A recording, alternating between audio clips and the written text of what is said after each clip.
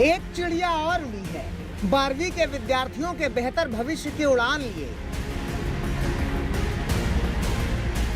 उनके जिंदगी का बेहतरीन नीला आसमान लिए,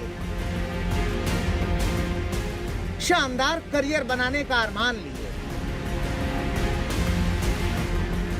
तो सरकार के फैसले ने बता दिया है कि परीक्षा नहीं हुई तो आगे बच्चों का परिणाम कैसे होगा, कैसे मिलेंगे नंबर, कैसे होगा कॉलेज में एडमिशन। तो समझिए, ये पूरा फॉर्मूला 30, 30 और 40 के वेटेज वाला है।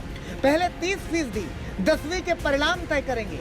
इसमें टॉप 3 यानी जिन 3 विषयों में सबसे ज्यादा नंबर आए थे उसे जोड़ा जाएगा। दूसरे 30 के फॉर्मूले में 11वीं की परीक्षा का औसत होगा, जिसमें सभी 5 विषय शामिल होंगे। वहीं 40% हिस्सा 12वीं में दिए गए pre board unit test practical के अंकों का होगा। सुप्रीम कोर्ट में 13 सदस्यों की टीम ने बताया कि इस फॉर्मूले में 10वीं और 11वीं की परीक्षा को इसलिए शामिल किया गया है क्योंकि ये वो वक्त था जब लॉकडाउन नहीं था और छात्रों की क्षमता का मूल्यांकन सामान्य परिस्थितियों में हुआ, जबकि 12वीं के हालात ऑनलाइन क्लास वाले थे। ऐसे में छात्र उतनी अच्छी तरह से तैयारी नहीं कर सके, इसलिए पिछले 2 साल का रिकॉर्ड काफी अहम है। 10वीं के टॉप 3 विषय इसलिए क्योंकि यही विषय तय करते हैं कि छात्र 11वीं में कौन से विषय के साथ पढ़ाई करने जा रहा है। ऐसे में 10वीं और 11वीं का मूल्यांकन सीबीएसई के अपने पारंपरिक तरीके से तय किया गया था, जिसे देखते हुए 30, 30 और 40 का वेटेज रखा गया है। जो एक्चुअली सिनेरियो था हमारा मतलब उसके अकॉर्डिंग मेरे हिसाब से बेस्ट ऑप्शन यही था, क्योंकि एग्ज़ाम्स कंडक्ट करना बिल्कुल भी पॉसिबल नहीं था। एंड क्योंकि 10th क्लास को बेस्ट ऑफ 3 का परसेंटेज दे रहे हैं, सो ये एक बहुत ही मतलब अच्छी चीज़ थी।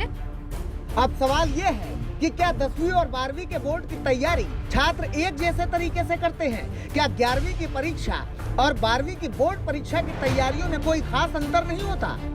इनमें चिंता दरअसल इस बात की है कि 10वीं में आपने जो विषय पढ़े हैं उसका टेम्परामेंट अलग है। 11वीं में बहुत सारे बच्चे उतनी मेहनत नहीं करते जितना वो आधे सेमेस्टर के बाद ध्यान देने लगते हैं प्रतियोगी परीक्षाओं के लिए, 12वीं के बोर्ड के लिए। तो उनकी चिंता ये है कि अगर 60% का इवैल्यूएशन अगर 2 कक्षाओं का होगा और सिर्फ 40% 12वीं को दिया जाएगा, तो ऐसा ना हो कि जितने नंबर वो या जिस तरह का ग्रेड वो उम्मीद कर रहे हैं 12वीं में उससे कम ना आ जाए और फिर उसका असर प्रतियोगी परीक्षाओं पर ना पड़े। और जाहिर है ये चिंता वाजिब है। देखना होगा कि सरकार और सीबीएसई की ओर से क्या इन चिंताओं को दुरुस्त करने के लिए भी कोई कदम उठाए जाएंगे। मेरे हिसाब से जो 10वीं और 12वीं के नंबर हैं वो ज़्यादा मैटर करने चाहिए, और जो कक्षा 11वीं के नंबर हैं उनकी जो 30% जो परसेंटेज रखी गई है उसको कम करके थोड़ा जैसे 15% तक कर देना चाहिए। जो ये वैल्यूएशन का जो मेथड होगा 30-30-40 का, इसमें जो 30% 11th का है बस वो आधार थोड़ा कम होना चाहिए उसका।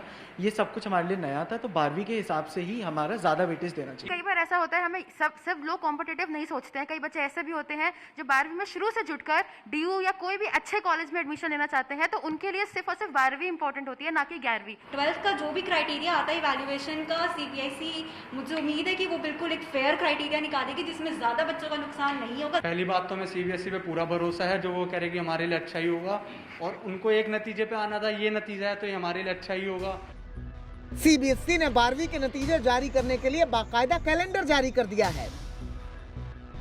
23 जून तक स्कूल रिजल्ट कमेटी तैयार कर देंगे। 15 जुलाई तक स्कूल मार्कशीट बोर्ड के लिंक पर अपलोड करेंगे और 31 जुलाई तक सीबीएसई 12वीं के नतीजे का ऐलान करेगा। सीबीएसई के 92 साल के इतिहास में ऐसा कभी नहीं हुआ।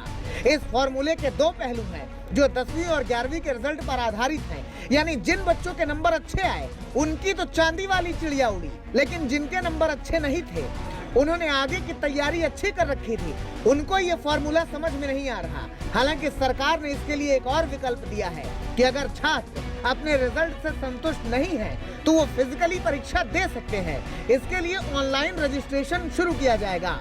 आशुतोष मिश्रा, अनीशा माथुर के साथ संजय शर्मा, दिल्ली आज तक।